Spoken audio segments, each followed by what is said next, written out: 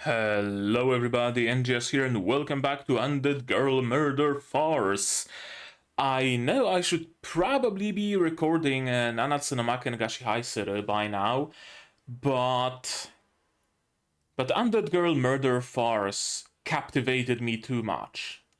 And I need to know the solution to the mystery, it really hooked me. It really hooked me. And I can record Nanatsu no Maken ga, I don't know, maybe tomorrow, maybe later today, whatever. As long as I'm rested and I have my full wits about me, and it's decently early, I should record Undead Girl Murder Farce. So that is exactly what we're doing.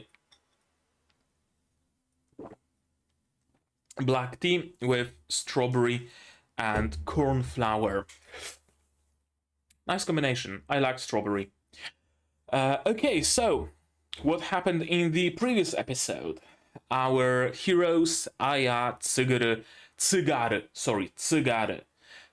and Shizuku arrived at the mansion of a vampire, and because his wife was murdered in mysterious circumstances. The lock to the room where they kept the silver stake was twisted open, so it had to have been someone with superhuman strength, and then she was stabbed with that very stake, so it had to have been someone who can actually touch silver, at least to some degree. She was also very calm up until her very last moment. Her expression at the moment of death didn't betray any sort of, concern even. She was perfectly peaceful and sleeping, and she didn't wake up. And that means it probably was someone who she knew. There's a lot of clues, a lot of things pointing every which way. Could it have been one of the children of the Lord Vampire? Could it have been their butler? Maybe someone else. In the after credits scene, it is revealed that a vampire hunter is still... Some vampire hunter is lurking around in the forest. So, why did the perpetrator leave the empty bottle of holy water but took the stake back to the storage room? All sorts of mysteries, all sorts of questions, all sorts of clues, and I love it. And I love it. Episode 1, honestly, if I'm being perfectly honest, this series would probably have done better if they skipped episode 1. Genuinely, just skip episode 1 and start with episode 2. Maybe split episode 1 into some flashbacks here and there. Right? They're taking a carriage somewhere and they're talking, oh, remember how we first met? That kind of deal. It really would be for the better of the series, I have a feeling. Because episode 1 really made me believe that it's going to be another Zetsubo Sensei or Monogatari. Although Monogatari, I guess, to a lesser extent, because it actually had some action from what little I've seen of it. Zetsubo Sensei, there was a lot of talking with Subway Surfers animation to distract you from how much talking is being done. And episode 1 was very much that.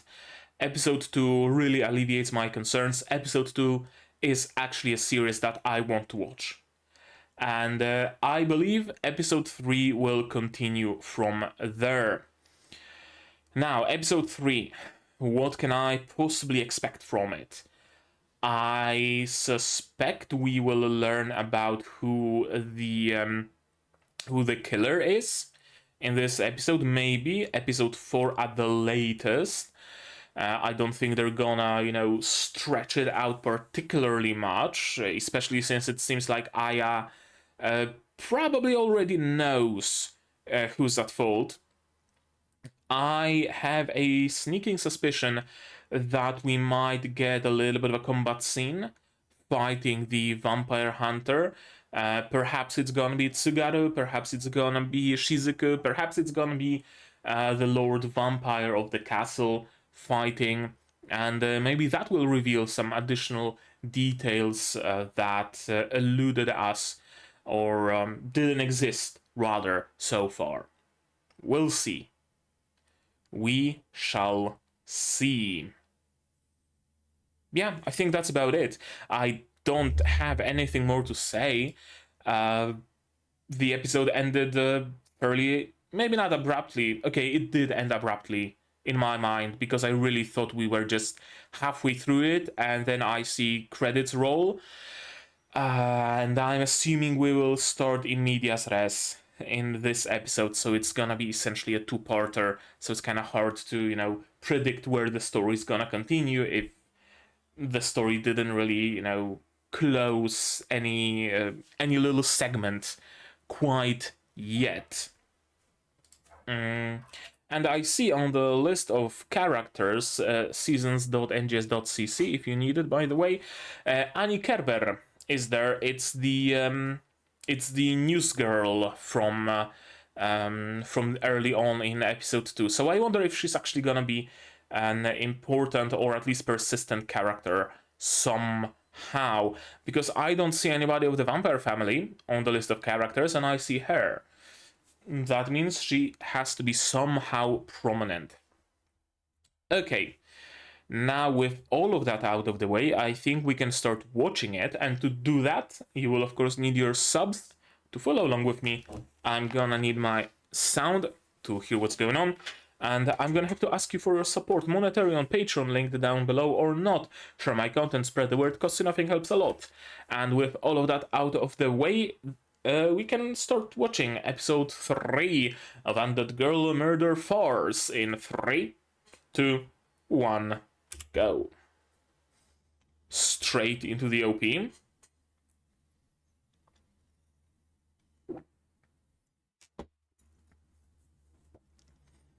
Oh, right. One thing that really is worth mentioning. I fucking love the characters. I fucking love their dynamics. I fucking love their chemistry. And I figured out, I think, the name for Tsugaru's archetype. I think it was Badass Clown, something along those lines. He's clowning around a little bit, but that's because he's so confident in his abilities that he can just clown on you and then just lay you down in a single strike. That very much seems to be his archetype. And you also can see Annie Kerber in the opening. I wonder... the list of characters lists some of them, at least, who are more directly or less directly inspired by, like, their counterparts. We have Phantom, Aleister Crowley, Sherlock Holmes, etc. Annie Kerber. Would it be too much of a stretch to say Kerber, Kerberos, Cerberus? Ah. The Immortal and the Oni.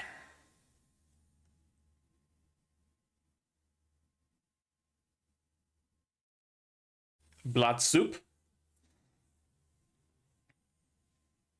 Or just blood? Just blood.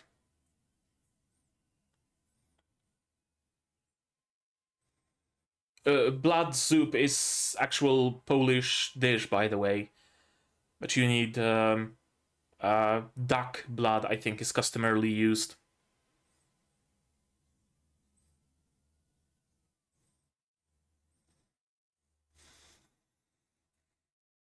Also an interesting tidbit. If you're trying to marry yourself into some family as a man, if you're trying for the hand of some girl, and her family serves you blood soup, you're rejected. I love those two. uh,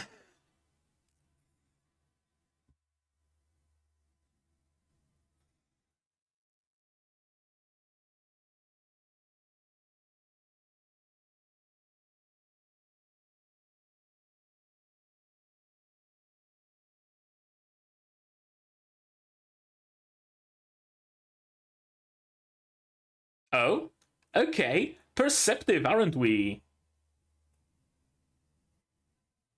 Close. Ah, yes. Blood. I need to chase this delicious blood with some more blood.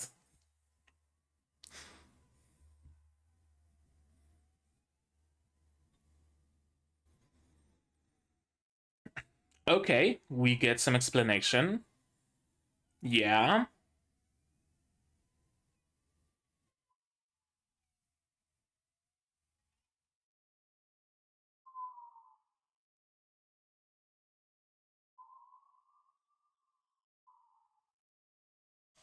Okay.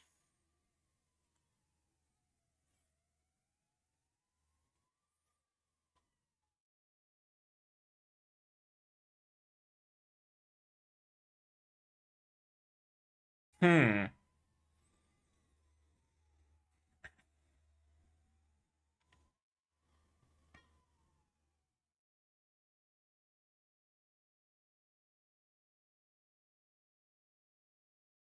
Okay, we get an actual logical explanation.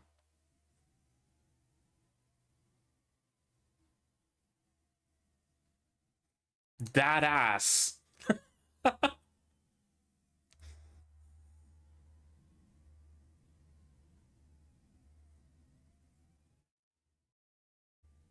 Sherlock Holmes?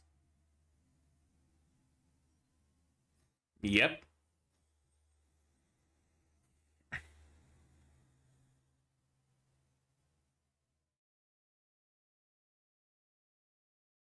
He's listed as a character, so we probably will.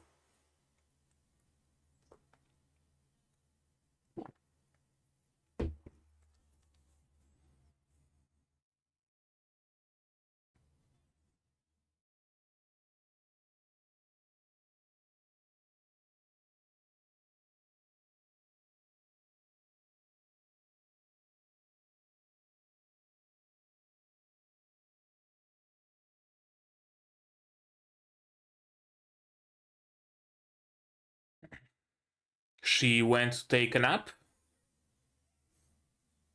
Essentially.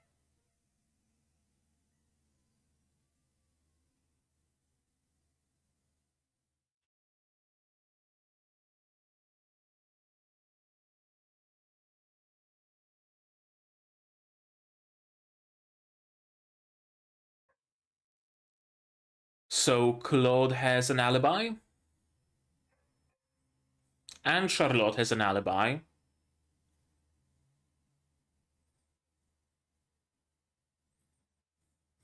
Not like Charlotte was particularly much of a suspect in the first place.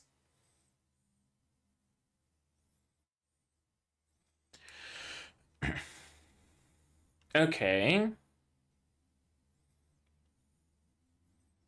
So the alibi doesn't really exist anymore. As far as we know, it could have been anybody who was left at the mansion at that time.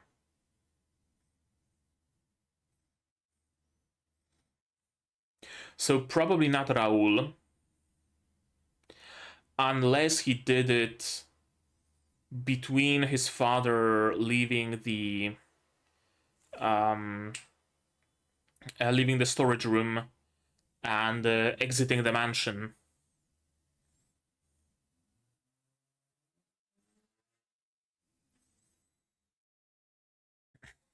Okay, he lacks an alibi then.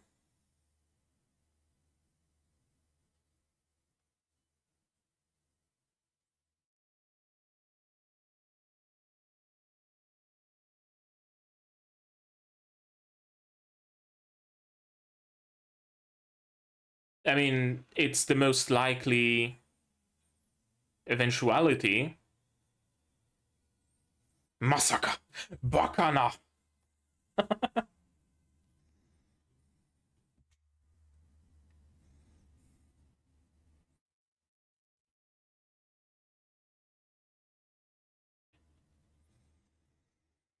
There was a brief window. Yeah, exactly. As I mentioned.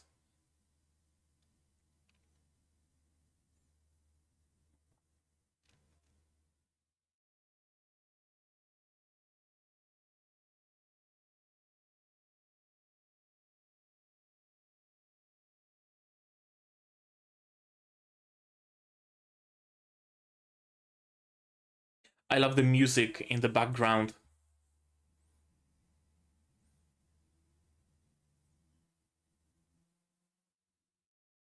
Nervous?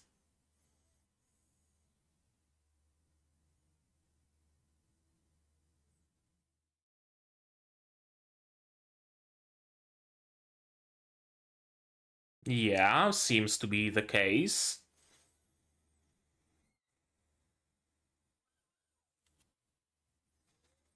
Yeah, she's a human. She wouldn't be able to, twist the lock off or commit murder in such a short time span.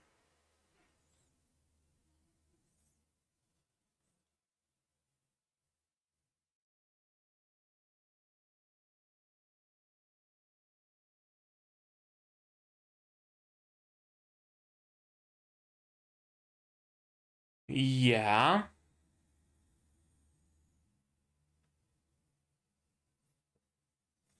Him and Claude seem to have the weakest alibis.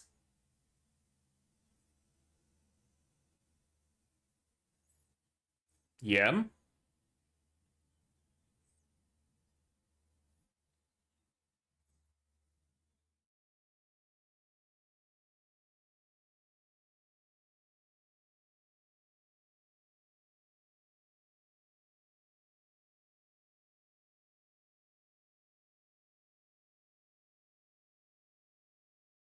Yeah.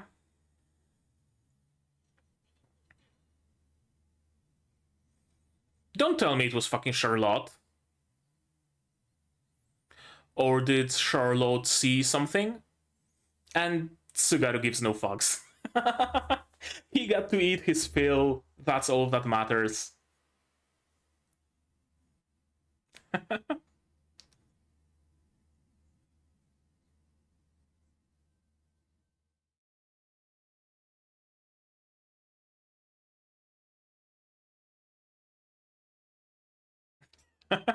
And we love him for it.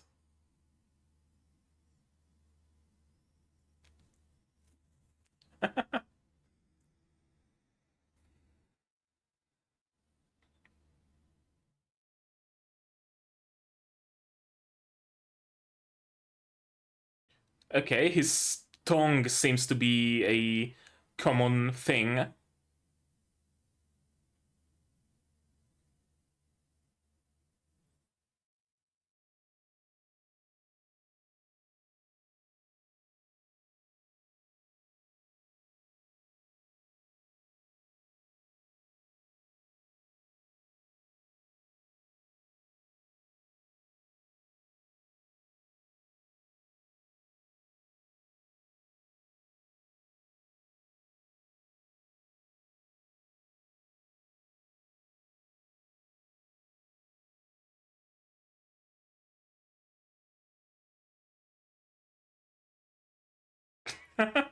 True. Ooh. Stylish. Can you, though?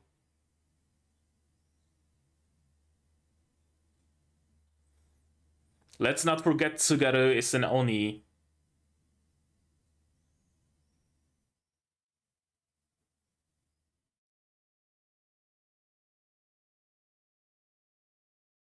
No burns.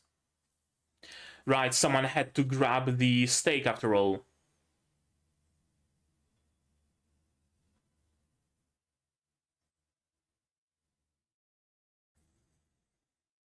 That meaning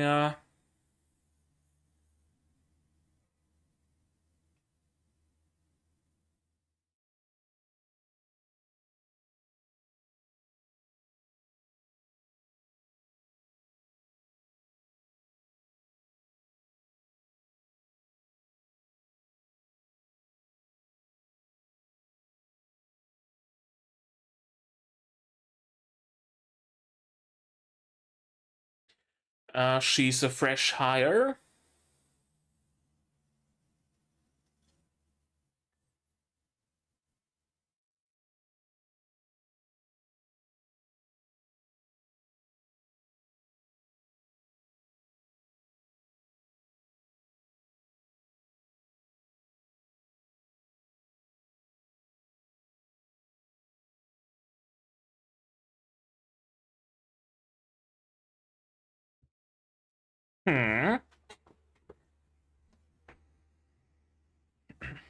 Why are your eyes wiggling?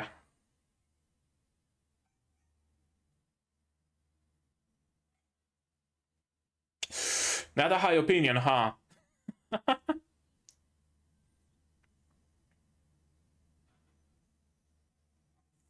What you looking for?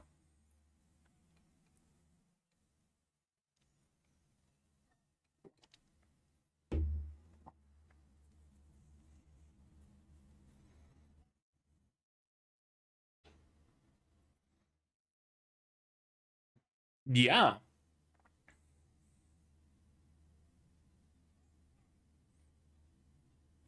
Shizuku does.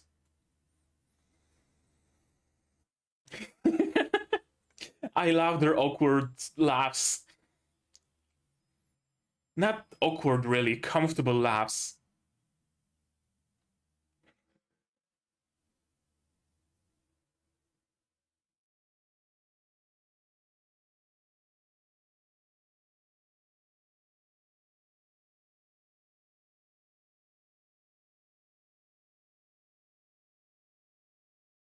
Could it have been Goddard himself? Sure, it could have been. But what motivation would he have?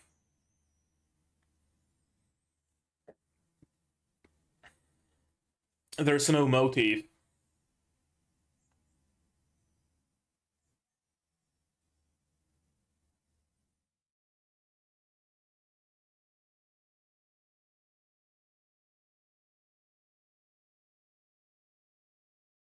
Right, so Aya.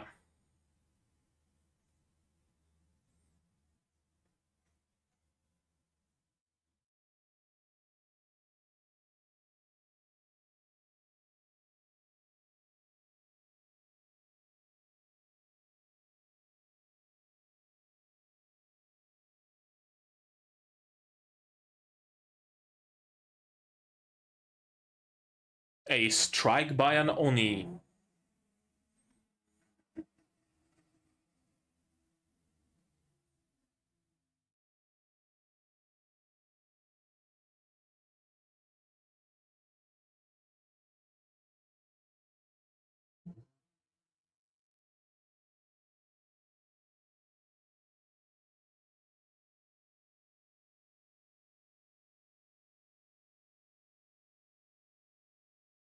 Even a vampire.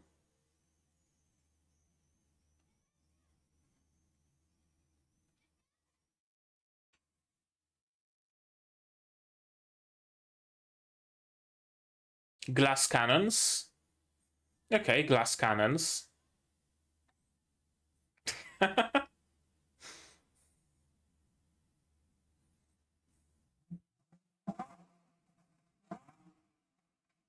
Who the fuck is driving their motorcycle, revving their motorcycle?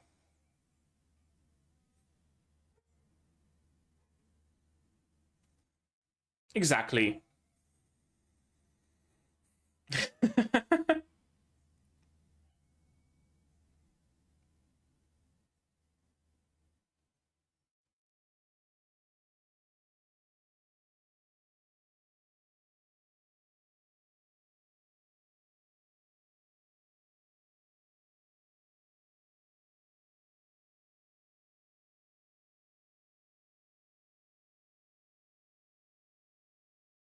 It seems like a weird decision by the vampire hunter to use a bolt not laced with silver or anything of the sort.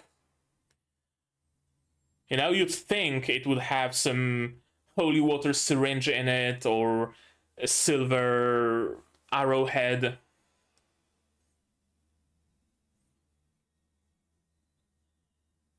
We need to question him first.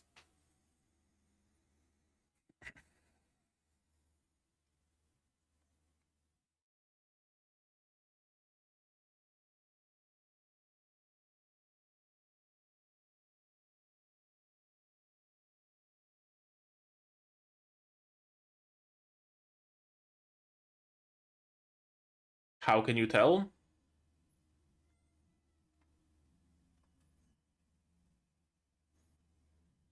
Why would a window inside of a train be sooty?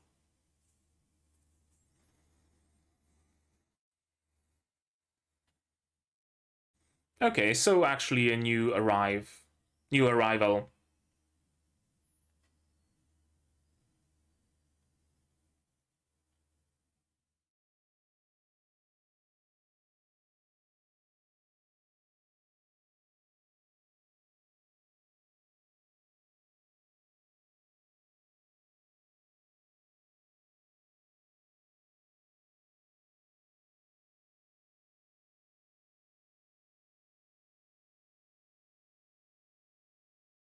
Well, because Hugo tried to... Yeah, exactly.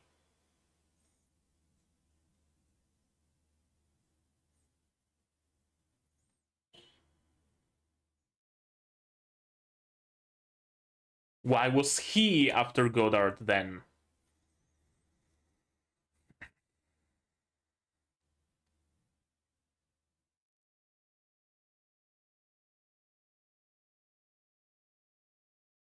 I mean, fuck around and find out, I guess.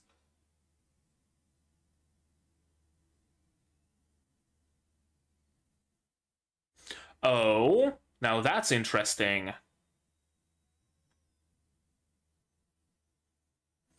Some sort of a third party is involved.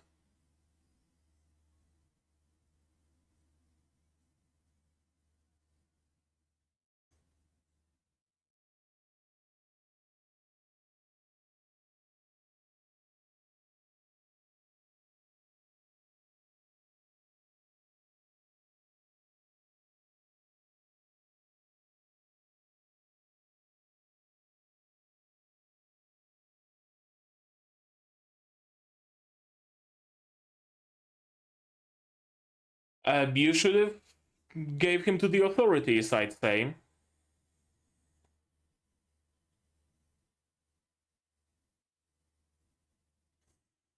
Okay, what was the important information you got?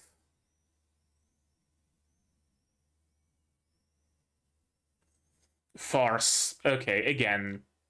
Murder. Why do they make those episodes 5 minutes long?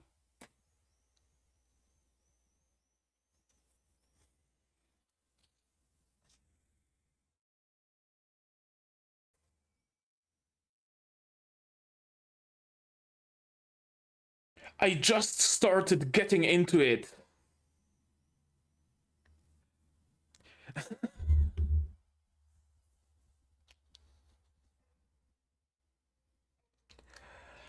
How do you make an episode feel this short?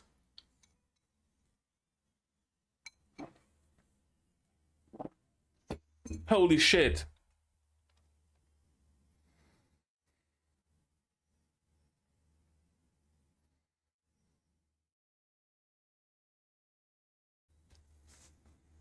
How do you make an episode feel this short?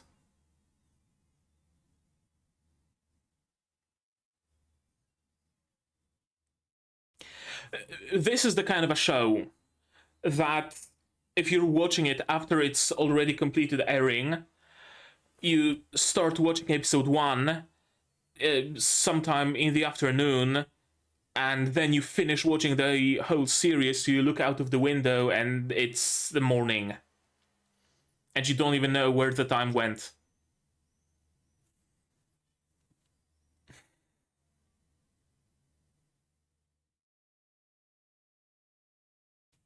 This show like defies general relativity and space-time rules or whatever.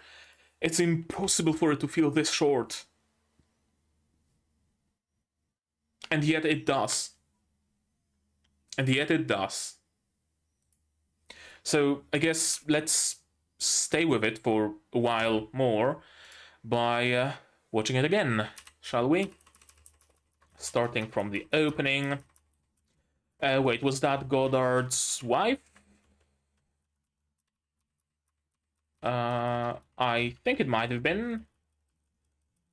I lost that frame, I think.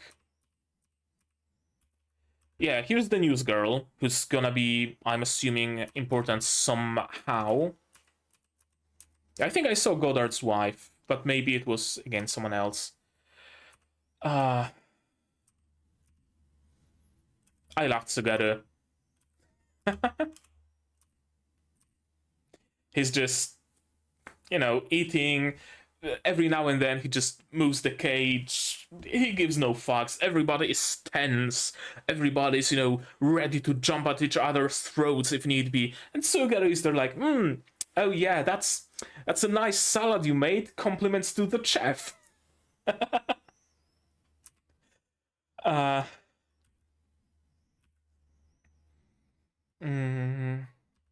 was gonna try and say my grannies will forbade me to have any. Okay. We no longer consume human blood.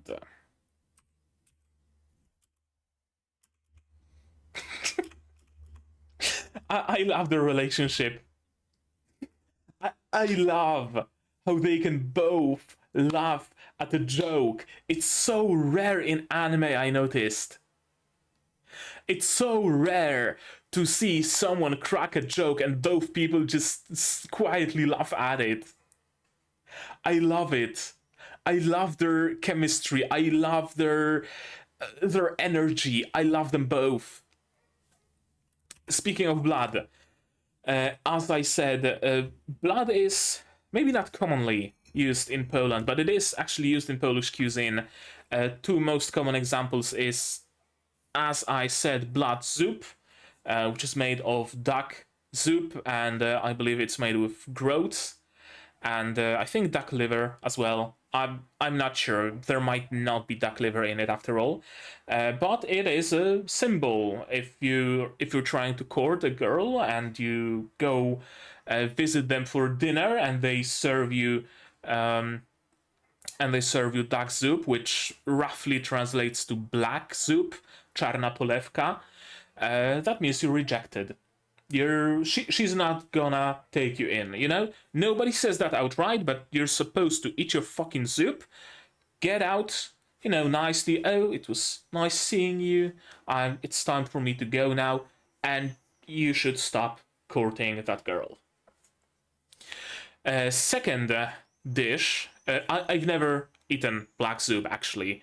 I know my family up north, I think they might still, people up north might still be making it every now and then.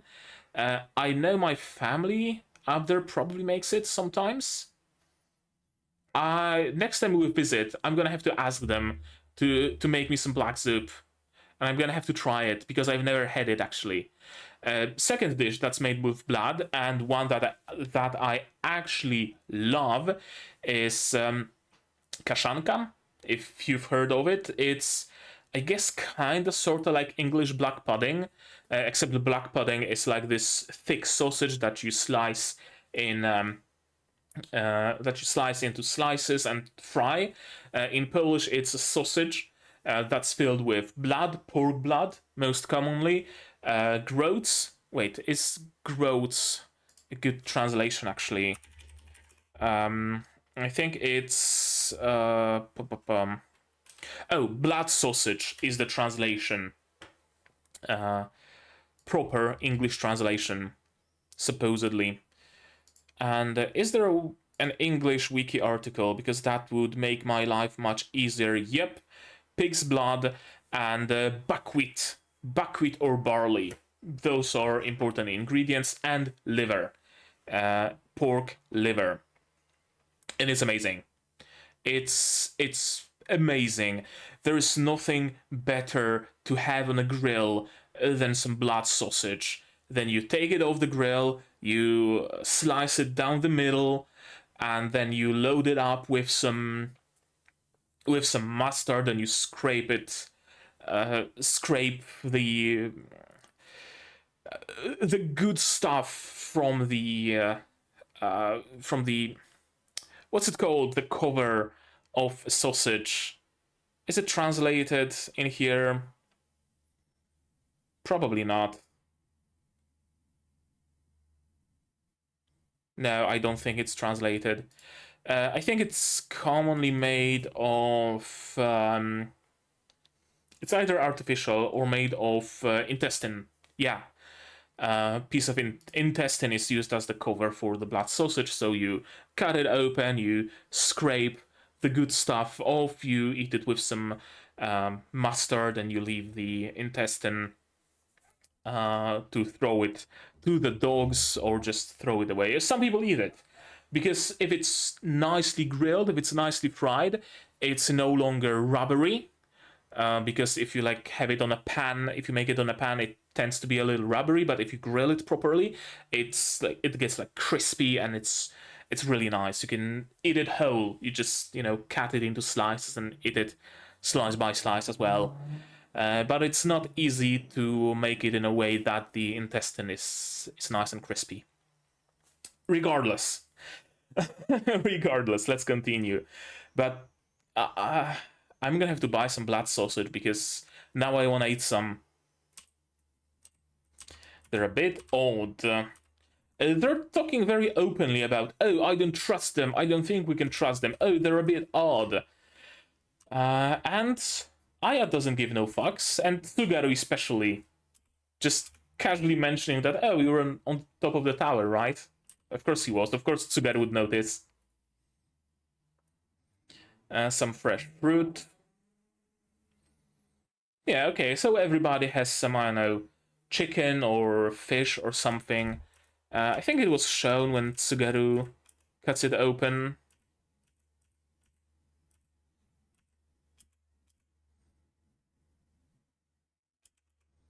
And what's that?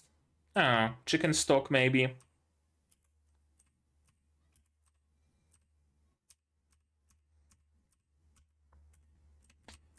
Yeah, doesn't matter. I was trying to figure out what are they eating, but whatever.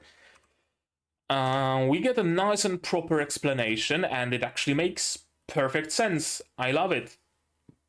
No, sorry. Too bad we weren't shown all of those details early, so that I could actually say that, oh, I had all the, clues that she had, and I didn't figure it out. Because we didn't see that his vest is, dirty in places. And even then, I would assume it's dirt, not wear. But I'm glad we get a nice and proper and logical explanation that makes sense. Yep. That's great. Holmes. For a moment, I thought it says Hollands, and I thought there might be some, legally distinct Sherlock Holmes, but no, it's Holmes.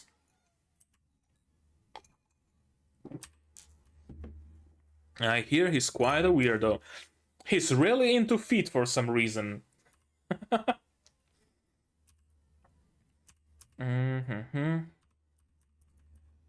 Yeah, trying to figure out who has the alibi and who doesn't.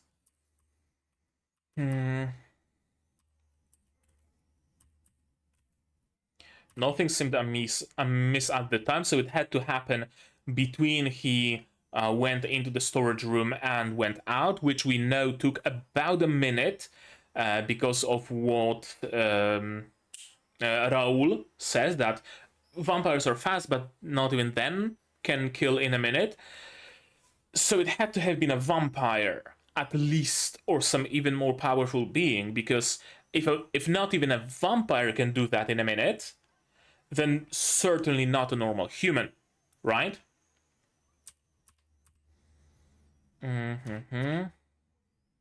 Raoul tagged along. Said he wanted to go look at plants. I guess he kicked that mushroom and said, look, father, a mushroom. I guess that counts as looking at plants? Okay, I guess the murder could have happened even when... Sorry, I smacked my mic. After they went to the to hunt as well. It didn't have to be in that little time slot. Could have been in that little time slot if it was either Raoul's doing or Godard's doing. Godard is also a suspect, honestly. Although I don't think even he would be able to do that in a minute. Fired 3 times but failed, of course. Heard 3 gunshots, so that checks out. Deep in the forest, how curious. How would it be curious? Why would it be curious? Because if it was actually in the deep in the forest, you wouldn't be able to hear it. No, gunshots are plenty loud. You would be able to hear them, absolutely. Claude was all alone, so he doesn't have an alibi. Raoul kinda has an alibi. Charlotte looks extremely distraught. I can't believe I say that, but she is a suspect as well. If not a suspect of murder, none of them are, because their hands are, clean. They weren't burnt. So it wasn't any of them, but I have a feeling that Charlotte saw something, but she doesn't tell us. Let me note it down real quick. Where is it? Undead Girl Murder Farce. Charlotte saw something, but says nothing. I wonder if that's the case. Bakana. Masaka.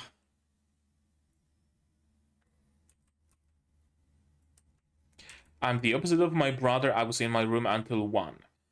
Your brother also was in the room? So how are you an opposite? I'm not entirely getting that, but that's not, not consequential in any way, so let's skip it.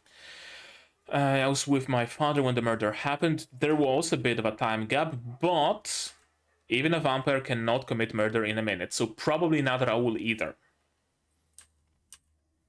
No noises, no nothing. Giselle cleaned up the kitchen and then was with Loti.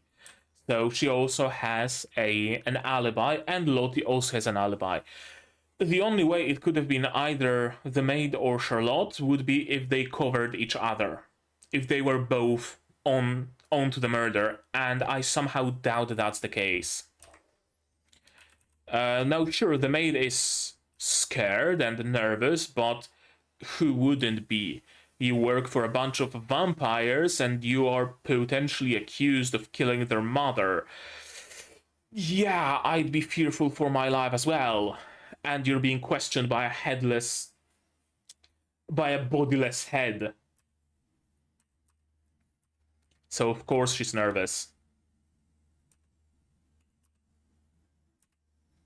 Went to the bathroom once, but that only took a minute or 2, and even Charlotte can confirm it. And we know that even a vampire cannot commit murder in a minute, let alone a human. So, impossible. Unless she hides the fact that she's some superhuman being, couldn't have been her. Wait, what's her name? Giselle. I'm gonna note it down, just in case, that Giselle is not a human. I somehow doubt that, but is not a human. I don't think it's the case, but it's worth noting down, I think. Was with Charlotte, of course. Now, Alfred doesn't have an alibi exactly. He was by himself. Heard no noise. Either Claude or Alfred. Probably not Alfred, because he wouldn't be able to just twist the lock open, and he's been serving them for 20 years. So I'm assuming even before they settled well in this human society, he served them despite that. So it's not like he got into service to plot to destroy their family from the inside. No, he was with this family through thick and thin. I don't think he has a reason to do that. He's lacking a motive. So far, everybody is lacking a motive, by the way. Charlotte is very distraught, runs off. Does she know something? Probably. And Tsugaru gives no fucks. Gochiso-sama. That was nice in my belly. He completely disregarded the entire conversation. The meal is all that mattered. It's strange that you can sort of plop animal blood onto a dish like that and have it looking like some expensive cuisine. Yeah, I mean, that's how expensive cuisine kind of works, honestly. I've seen a video of, what was it? Chicken served in a pig bladder, right? It was a pig bladder, chicken was stuffed inside of it, and it was cooked. And they cut open the pig bladder, took out the chicken, and it was just boiled and pale and without a hint of spice on it. But, you know, it was a high-grade restaurant, so of course that pig boiled chicken probably costed like $200 per pop. That's how expensive cuisine works. You know, it's a dribble of sriracha and a single olive, and there you go. That's gonna be $30 for an aperitif.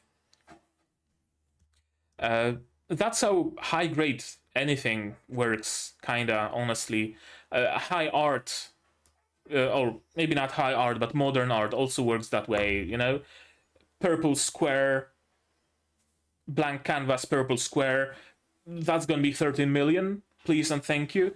Now, I know that modern art is mostly just a money laundering scheme, and nobody's particularly hiding that, but modern cuisine doesn't seem like a money laundering scheme, unless you, like, invite your guests for a dinner, you pay for it with your company card, and you get a single olive for $1,200, and maybe that somehow, I don't know, lets you get rid of money quickly. I don't fucking know.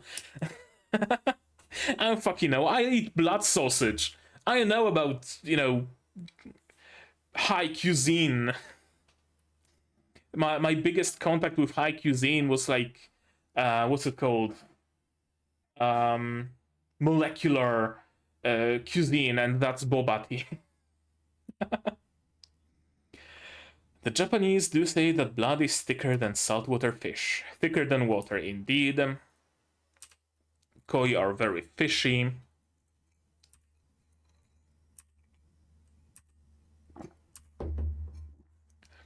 This is interesting. She's essentially bluffing.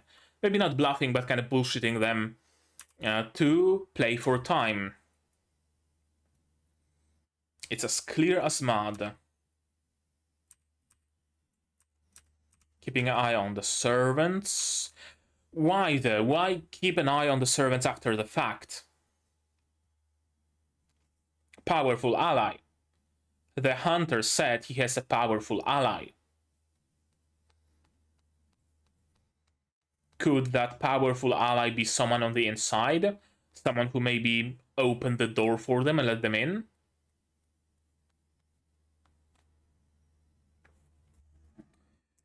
I'm gonna note it down. Hunter's powerful ally. Or it could be some third party. Like, I see plenty of characters listed on the list of characters. It might be someone orchestrating monster hunts from, you know, from way up above. You know?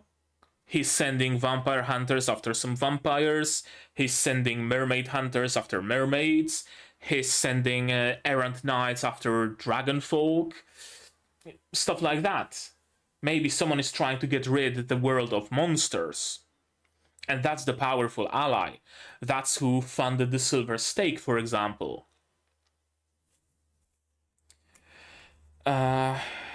Third party is involved. That might also be the people who stole Aya's body.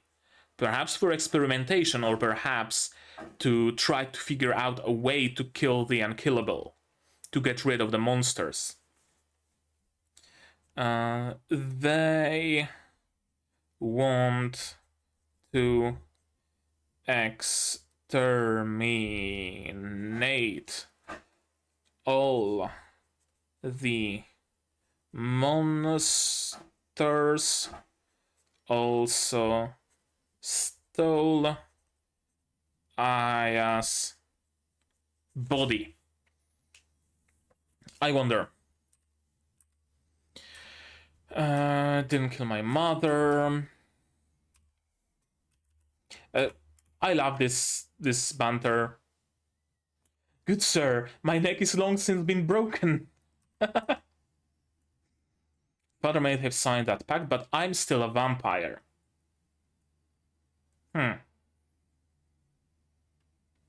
That kinda. I'm gonna note down.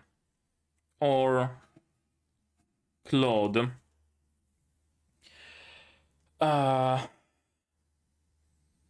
Initially, in episode 2, I thought it might be Raoul, who doesn't like the fact that vampires are now living with humans. Right? That they signed a pact and they're now goody two-shoes, they don't drink human blood and whatnot. And that's why he did it, to drive his father to stand up to humans and start hunting them anew. But maybe it wasn't Raoul, maybe it was Claude. We need some impulse for our father to cancel that pact and to, you know, bring fear into human hearts again, like vampires are supposed to do. Maybe.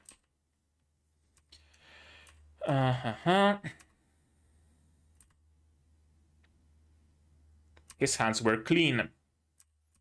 Every vampire's hands were clean. What does it mean? Well, it means they didn't hold the stake. They weren't burned by it. So it probably was a human. But a human couldn't just twist the lock off. A human and a vampire working together. The vampire twists the door, the lock open, and the human goes in for the kill. Or a non-vampire monster that somehow infiltrated the mansion, which brings me to my suspicion of Giselle, that she might not be a human. Or perhaps Alfred is not a human. I don't know, I'm confused. I wonder why was Shizuku tasked with keeping an eye on the servants. The deed has been done, so it's not like they are going to try to get rid of the evidence or commit another murder, unless they would. Or maybe trying to stop them from contacting their employers. Maybe Alfred was paid or blackmailed into doing that. Or Giselle was. Alfred or Giselle were paid off or blackmailed into it. Having to live our lives at night can prove difficult, but after 20 years you get used to it. So he's been serving them for 20 years. And he would start murdering them only now? I've gotten quite skilled at drawing blood from various animals. That's also kinda a little bit sus. A little bit. She's skilled at drawing blood from various animals. So she was also able to locate the heart and drive the stake with a single strike into the heart without much issue. Like she would drive a knife into the heart of an animal to draw blood or something along those lines.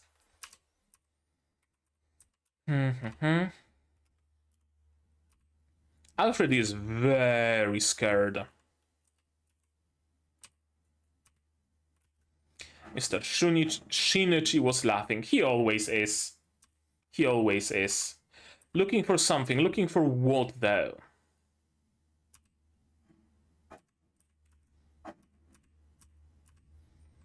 Looking for what? Looking for the site of combat between the Vampire Lord and the First Hunter. Why? I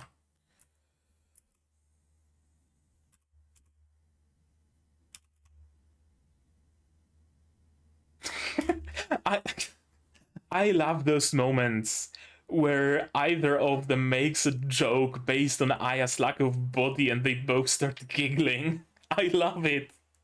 I love it. I love the relationship. And definitely the work of a vampire hunter, trying to distance the suspicion from yourself, mayhaps? Although no, he was hunting during the time the murder was done, so probably not him either. Unless he did it before he went for the rifle. And he's only lying that he went into the storage room and nothing was amiss. Why would he do that, though? And his hands are clean, so... And he doesn't wish to lose any more family. He already lost plenty of them to vampire hunters, of course. Monster that never dies, the Fushi. And only the Diable, the ogres, can kill them. No monster can withstand the brute strength produced by an Oni's cells. So the gist I'm getting is anything is mortal if you hit it hard enough. That's what I'm getting from this explanation. You just need to hit really fucking hard, and then even the Immortal dies. And only the Oni are capable of delivering such power. But no, it's probably some aura their cells produce, or, you know, some other bullshit like that. Doesn't matter much. What I do find curious is, would an Oni be able to kill a vampire? Vampires regenerate, and only silver and holy water can slow that regeneration down. Not even stop it, just slow down the regeneration. So, would an Oni be able to kill a vampire? Could it have been the work of an Oni? Somehow. Or part Oni. The murder was done by part Oni. And that kind of brings me back to Giselle, that she might not be human, or Alfred, that might not be a human. And Oni would be able to twist off the lock fairly easily. He would also pass fairly easily for a human. And if an Oni is capable of wounding any creature, it stands to reason that an Oni would be able to kill a vampire without an issue. And an Oni wouldn't be burned by silver or holy water or anything of the sort. Are we dealing with another part Oni besides Tsugaru? I wonder.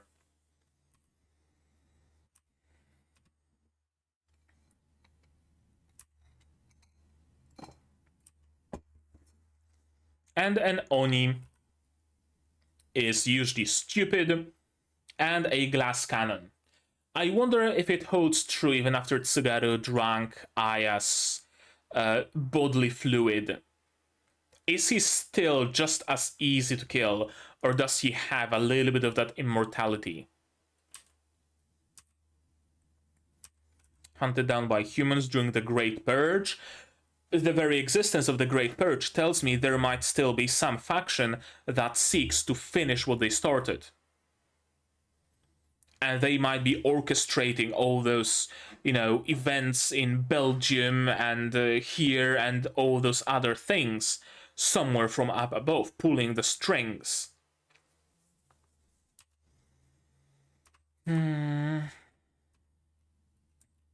Well, he's God as master. Don't admit it so easily. I'm not dead, therefore I'm alive. Yeah. Very casual. Oh, yes, quite. It appears as though our lantern was too bright. Oh, bugger. No, they're French, they're not British. Oh mon dieu, it appears I have been pierced with a belt. No, sorry, I don't want to do French accent. That's not a great vampire hunter. You'd think he would have laced the arrow tip with some silver, right? Or dabbed it in holy water, or something. I mean, vampire hunters probably know a lot about vampires, so they would know that a vampire can regenerate a hit like that very fucking easily. So why do that? A novice hunter, possibly? Easily defeated, of course.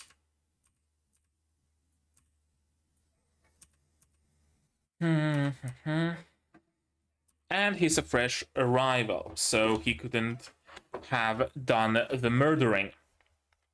Suit on his elbow because of the windows in the train. I'm assuming maybe it's a case of mistranslation, not soot, but just generally dirt.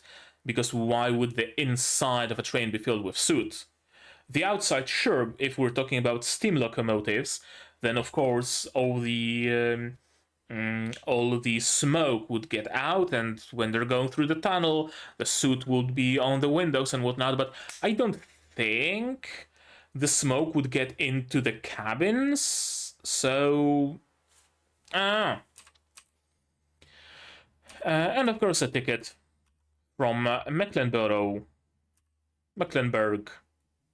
Whatever, Berg is, read very differently depending on the city, I guess. Sometimes it's Berg, sometimes it's Borough. I think Borough is more like British, or maybe like Scottish, Irish kind of deal. I'm not sure. I always read it as Berg, but I very often hear it read as Borough.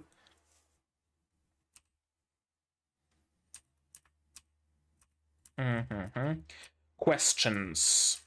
To avenge Hugo, this monster killed him because Hugo was the first one to attack. So, duh, it was self-defense. And he was very confident because he had the silver stake, I'm assuming. He said he'd gained an incredible ally. Who could that incredible ally be, I wonder? Tinfoil hat moment. Godard himself. I don't think I'm gonna even note it down because I really don't think... Although, fuck it, Godard himself orchestrated it. Oh. Godard is sick and tired of drinking the blood of animals. He wants vampires to go back to their former glory, so he contacts a vampire hunter to come over and try to kill him. That way, he can gain some reason to start hating humanity, Because, oh, we were so peaceful and here comes the vampire trying to attack us. You know, and that wasn't enough to sway the public opinion, perhaps. So he decided to murder his wife. So that he can say, oh, even after the hunter went after us, we did nothing, we said nothing, but now they come again and kill my wife. Now I'm gonna go psycho mode and murder the whole village. Seeking justification, creating justification.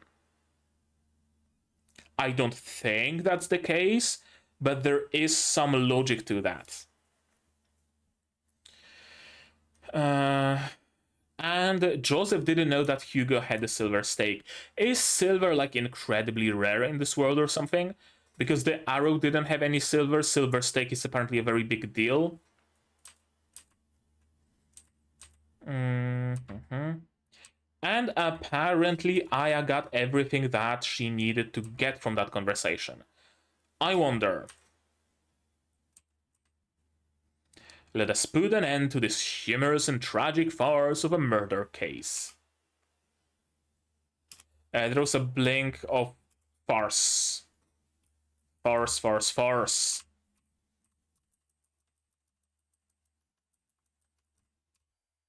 There we go.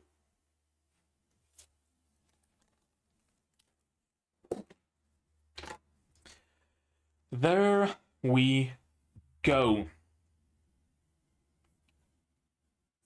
Do I actually have anything to say about this episode? Anything more than what I've already said? I don't think so, to be perfectly honest with you. I don't think I have particularly much to say. I already expressed my love for the characters and for their chemistry and for their banter and whatnot. I already said that I love the mystery, and I mean, it's just been essentially 2 episodes, and I already have this many notes. That says something. It's going to be like on par with Gundam Witch from Mercury, where I also had pages and pages and pages of notes. Where is it? I didn't have as much on like Madoka Magica. Like here is Gundam. Fuck. 1 page of Gundam Witch from Mercury notes. Then there is a continuation somewhere else as well, on some other page. Second season, second half. Yeah, here and a little bit here as well. I also have plenty on Oyuki Yumi no Kaina, and those were the shows that had a lot of mystery and a lot of speculation was possible. And Undead Girl Murder Farce will be another one in the line of shows where I can speculate a lot, and I love it. What more can I say? And I'm never certain, you know? That's interesting. We are getting like if there was a bar graph, essentially, of like who's the murderer and who isn't, right? That bar graph would constantly go up a little bit. Individual bars would be going up a little bit, but overall the bar graph itself would be rising slowly. You know what I mean? Everybody is everybody is a suspect to some degree, and we are finding all those clues that sometimes fit 2 people, sometimes fit 3 people, sometimes fit 1 person, but then there's another clue that excludes that 1 person, and their graphs, their bars of suspect level are rising slowly, and when they rise to the very top, we figure out who the actual perpetrator is. That's great that we are not focusing on just 1 person, because sometimes in mystery stories like that, they start focusing a lot on just a single person, or very quickly dismiss 1 person. Not the case here. Up until this very moment, even after we were done with this episode, even after so many people were said to have an alibi and whatnot, I still suspect pretty much everybody. Even Charlotte, even Giselle, even Godard himself. I very much still suspect everybody. Everybody present and everybody not present. It could have been some third party as well. Maybe, I have it noted that Alfred or Giselle were paid off or blackmailed into it. Maybe they didn't necessarily do it, but provided information. We know that information was why it probably wasn't anybody from the outside, because how would they know where the stake is? How would they know where the wife rests? You know, all those sorts of things. But Alfred knew those things. He didn't have to do the murdering, but he could have sold the information to someone, or he could have been blackmailed into providing that information, or it could have been Charlotte. That's why she's so distraught. Maybe she met an unknown person somewhere on the outside while frolicking in the moonlight, and they just wanted to talk a little bit about her family, so she talked a little bit about her family, and that gave the guy enough information. Actually, Charlotte revealed all the needed info to outside killer. That's plausible. That's plausible, really. Anything is plausible as of yet. Anything is probable. Anything is possible.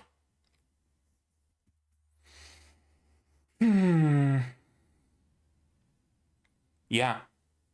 Anything is possible still. We're with this case for 2 episodes already. It's gonna be a third, but I'm guessing the third episode will just be the resolution. Final gathering and Aya slowly saying her piece. Oh, it couldn't have been you because such, and such. Couldn't have been you because such, and such. So the conclusion is the murder must have been, and she says the name, something like that. Or maybe the investigation will continue a little bit. I don't know. I don't know. But we are spending so much time on it, and we still cannot be sure about anything. And that's kind of great. That's kind of great. We are learning so much about the case, but there is no obvious answer yet. Yeah. I guess one of the reasons why this show feels so fast to me is because it gets my gears in the head turning. It really does. All the time I'm taking in those clues and whatnot, and the evidence, and trying to figure out what's going on. And there isn't a moment where I'm just, sitting there and just watching, just experiencing, just consuming. All the time I'm engaging with the medium. And we all know that if you are engaged in something, the time goes much faster than if you're merely just consuming that thing. I know that if I'm watching a movie and there is some scenes that don't particularly interest me, it's really long. It takes a really long time. If I'm watching a TV series or an anime and it has a filler episode or a boring episode, it seems like that episode is so long. But when I do things that actually engage me, when I sit down to do some programming, or when I watch an interesting show or an interesting anime, or when I sit down to read a book that I really like, time just flies. Because I'm engaged with the medium. And it's the same here. This show engages me. And that's why the time flies. It's great. One of the better shows of the season for sure. Now, sure, I haven't seen many shows of this season, but out of those that I'm watching right now, yeah, this one's probably up top. Honestly. This one's very much up top. Okay, I think that's gonna be it. I don't think I'm gonna sit there and just keep repeating the whole, all the things again. I love the characters, I love the show, I love the mystery. Good, seal of approval and whatnot. Angry Joe, badass seal of quality, or whatever you want to give it as well. Yeah. Okay, again, that's it. But maybe you guys have something to add, and if you do, say so in the comments down below. What did you think of this episode, my reaction, my theories, stuff like that. No spoilers, please. If you don't want to talk spoilers, my Discord is here, also linked in the description below. You can talk spoilers to your heart's content in Undead Girl Murder Farce channel. Like this video if you liked it, dislike it if you didn't, but tell me why so I can improve. Subscribe to the channel to be notified of future releases of not only Undead Girl Murder Farce, but also Helck, Zom 100, Atelier, Ryza, and the Nanatsu no Maken, Shihai, Suru, and other shows coming at you in the future.